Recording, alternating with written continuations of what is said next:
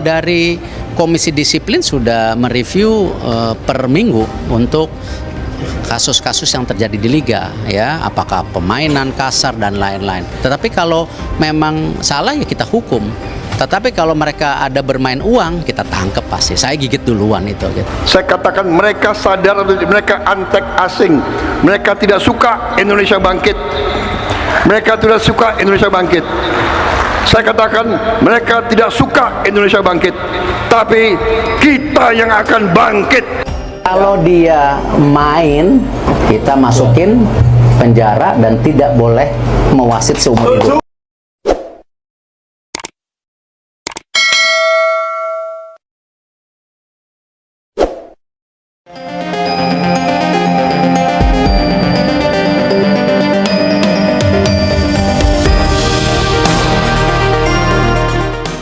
Malam itu, panggung utama ajang Piala AFF 2026 berubah menjadi salah satu noda terkelam dalam sejarah sepak bola Asia Tenggara. Pertandingan krusial yang menentukan langkah tim nasional Indonesia di turnamen paling bergengsi kawasan ini berakhir bukan dengan perayaan taktik dan bakat, melainkan dengan gelombang amarah, kecurigaan mendalam, dan sirnanya nilai-nilai dasar fair play. Skuad Garuda yang tampil perkasa sepanjang turnamen dan diproyeksikan menjadi kandidat kuat juara, secara tragis harus tersingkir usai ditahan imbang oleh Singapura.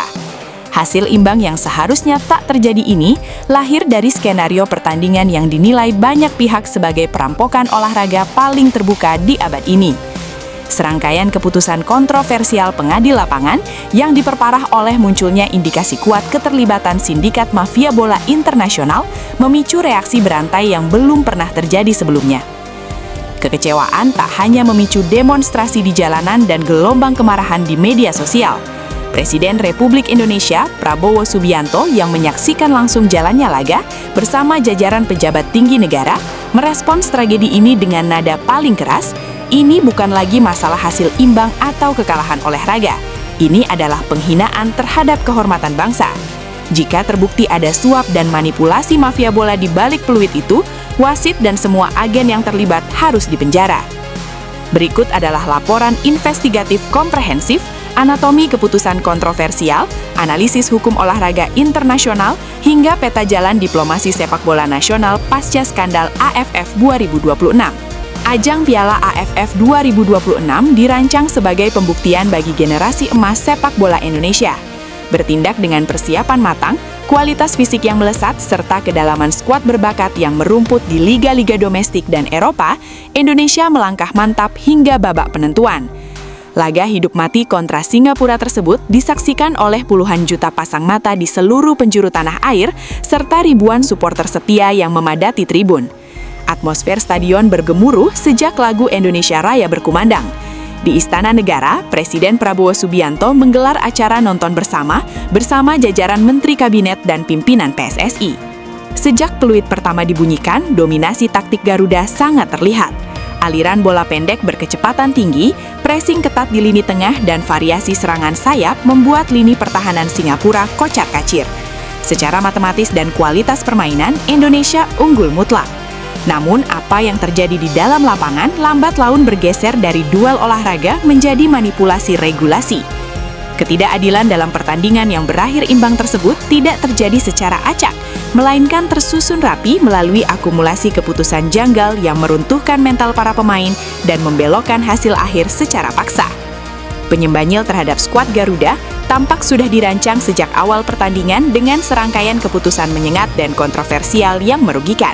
Menit laga, insiden utama, keputusan wasit, analisis VAR, dan replay independen. Menit 41, tackle keras bek Singapura di kotak penalti dibiarkan play on. Bek memotong kaki pemain Indonesia tanpa menyentuh bola. Menit 63, duel udara bersih lini tengah, kartu merah langsung, kontak fisik minim, lompatan murni tanpa siku. Menit 90 plus 8, diving penyerang Singapura, penalti Singapura. Tidak ada kontak fisik dari bek Indonesia yang menyebabkan penyeimbang tercipta dan mengubah skor menjadi 1-1 dan seketika peluit panjang berbunyi. Hasil imbang kontroversial ini secara otomatis menyingkirkan Indonesia dari panggung Piala AFF 2026 karena kalah poin agregat di papan klasemen. Suasana di Istana Negara seketika berubah mencekam saat pertandingan berakhir. Presiden Prabowo Subianto yang menyaksikan langsung ketidakadilan tersebut beranjak dari kursi dengan wajah memerah.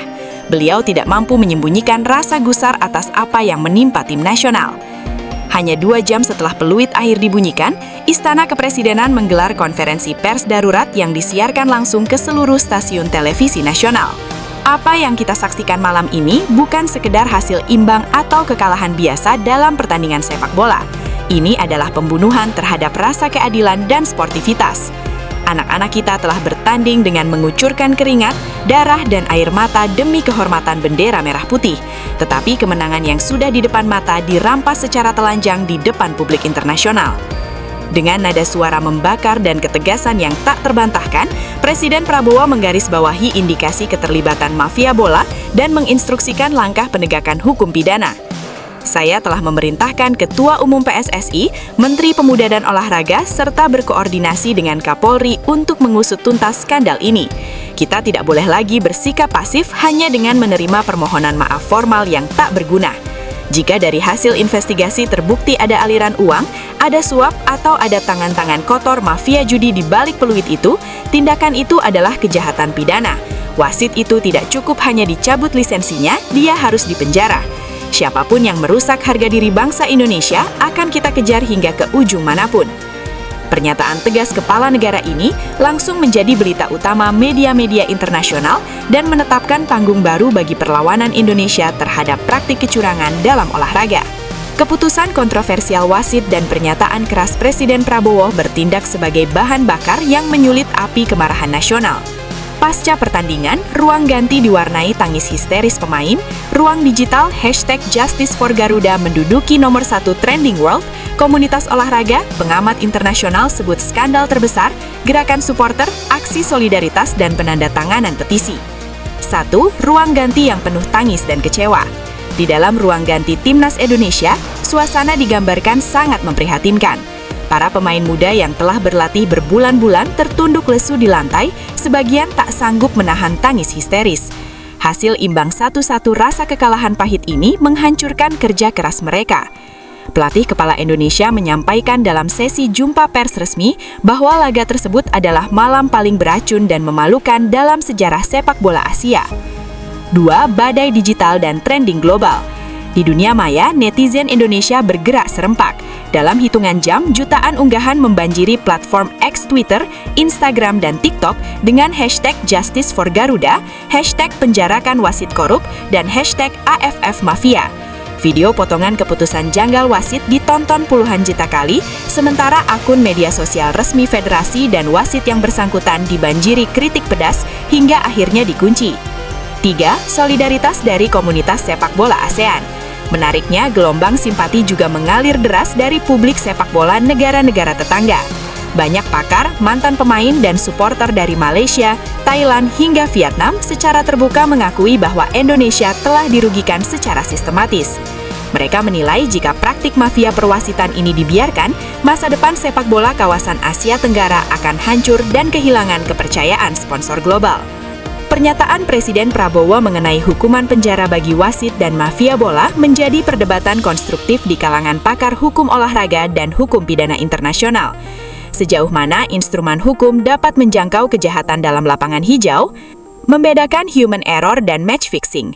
Pakar hukum olahraga menegaskan bahwa hukum memisahkan secara tegas antara kesalahan manusiawi atau human error dalam mengambil keputusan teknis dengan tindakan kesengajaan yang didorong oleh suap atau gratifikasi atau match fixing oleh sindikat penjudian atau mafia bola untuk memaksakan hasil imbang atau kemenangan pihak tertentu. Jika seorang wasit membuat kesalahan murni karena salah penglihatan, sanksinya berada di bawah kewenangan komite wasit, sanksi administratif, atau skorsing.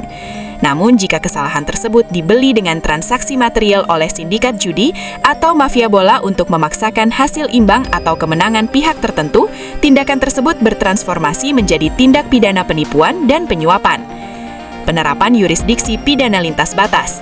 apabila dugaan suap melibatkan jaringan mafia internasional yang beroperasi melintasi batas negara, lembaga penegak hukum seperti Bareskrim Polri bekerja sama dengan Interpol dapat menggunakan instrumen United Nations Convention Against Corruption atau UNCAC serta perjanjian ekstradisi internasional.